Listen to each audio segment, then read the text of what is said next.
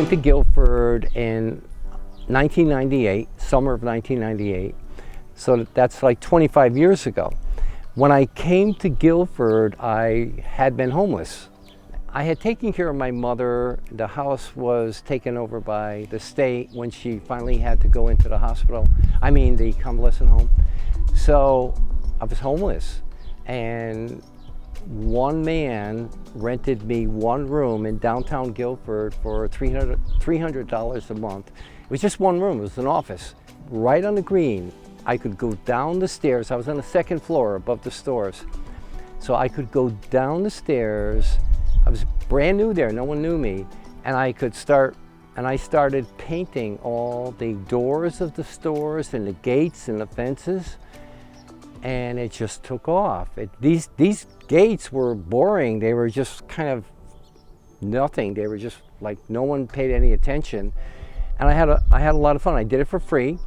I wound up eventually, they asked me to paint the bandstand in Guilford with that Grass Island painting, the red shack. And I did the whole thing. It was like 40 feet long. It took me a week. I painted the bandstand. So all the concerts in Guilford, when you go, there's this bandstand, so my painting is behind. Decided, a homeless guy comes into Guilford, decides he's going to become a painter. And of course, everyone said, that's impossible. But nothing's impossible if you set your heart on it. And if you're in a desperate situation, that was part of it. This was necessary. I needed to get a footing.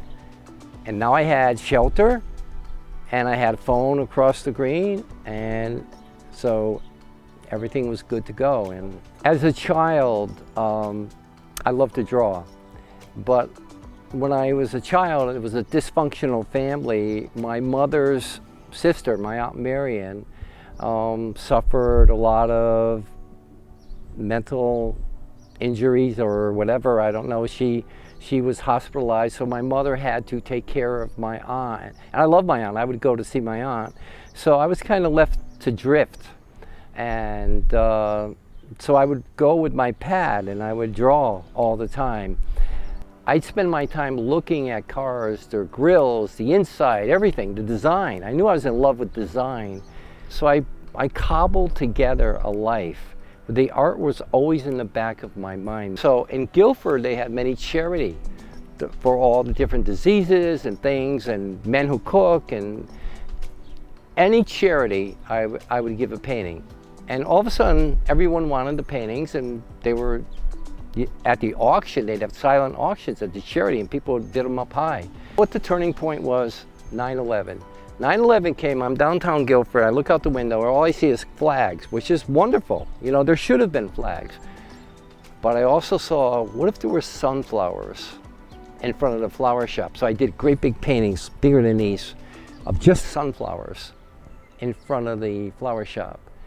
And the cars started beeping the horn with approval for the sunflowers, and they started selling right away. So that was the turning point. Believe it or not, a tragedy like 9/11, by me putting the sunflowers out there as a way to bring joy. And so all the gates and all the fences, they were all joyful. They were red poppies and sunflowers and irises,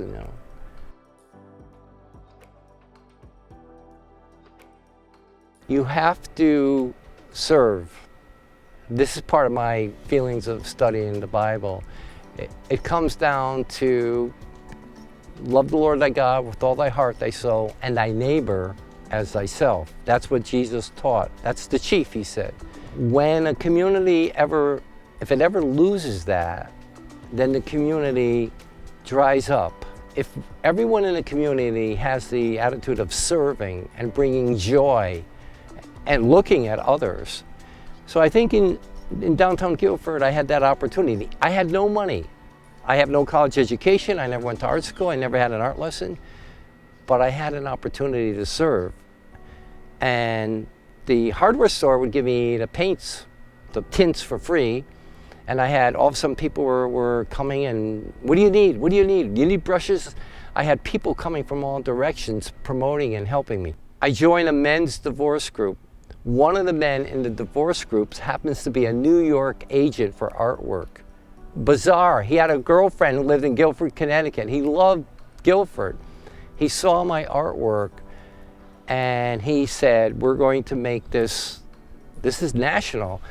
So one of his clients was Image Source International, Patrick. They came, they photographed it. All of a sudden it's on posters. They're selling all over the country in TJ Maxx, posters and Marshalls, thousands of them. And you wonder, you're like, wait a minute, I was homeless like not long ago. And now, I remember when he walked in with the posters, these great big posters. Yeah, people buying them for $15. And what a thrill. I mean, it wasn't that I didn't get pennies, if that. But it was the joy of, so the kids would buy them and they'd put them in their dorms. They were going to college. And I mean, these are miracles. That's what's going on.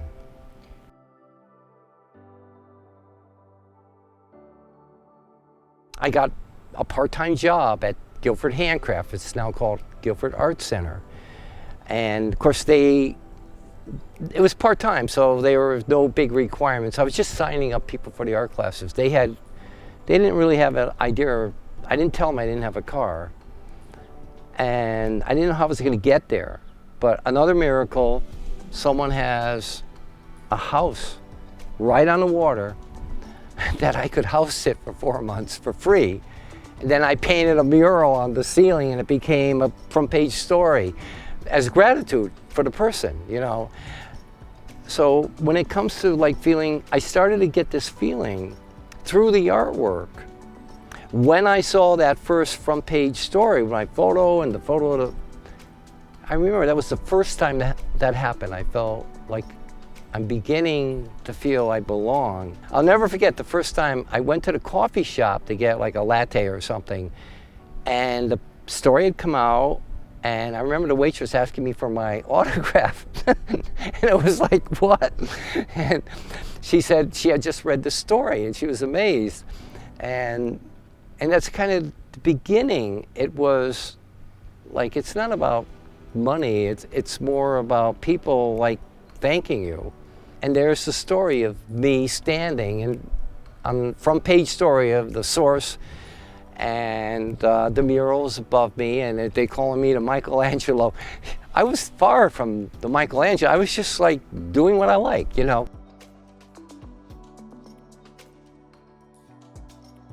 As a child, all my friends I remember I had many I love Italians. And the Italians in Wallingford, there were many Italians. My friends were Italian, and they had this family thing going. Their meals, and they talked with one another. And I remember the mothers always, I must have been cute at that age, not now, but then. But the mothers always thought, look, I think they may had compassion for me. They saw that I was kind of a lost child. And the mothers, I could do anything. And I remember my friends saying, my mother lets you do anything. You can go in the refrigerator, she's not mad. If I go in my refrigerator, and I'm thinking there's something there. So yeah, I started, and then I think in high school, I could almost join any group and everybody welcomed me in. And a lot of it was just because yakking and personality. You know, I wasn't getting good grades. I was too messed up. I could have played on the football team. My brother had played, but I was not mentally there. I was just more into building an army. That's the way I saw it, like build an army.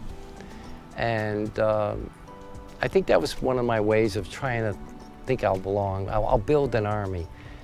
But there's a lot, by going through that, you realize what you have to do is be a true friend, and you really have to serve others. And gradually, it takes time, you get that message. And I had many days of shock when the stories would come out, when people would just want and buy the paintings. I literally was shocked. Well, I think the wrap up, I would only point out to the people, anybody can paint. It's sort of like gardening. Like, you can do it yourself. You don't have to buy a Brendan Loughlin painting. You could buy a piece of masonite and a can of bin, and That's what it's about. You know, I always had this saying, I'm all sizzle and no steak. That saying, you're all sizzle and no steak.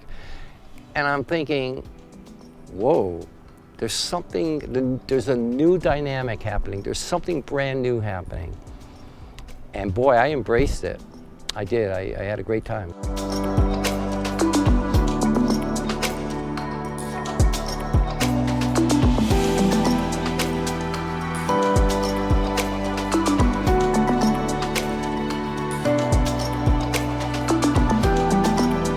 If you enjoyed this video and are interested in culture and our human condition, why not subscribe?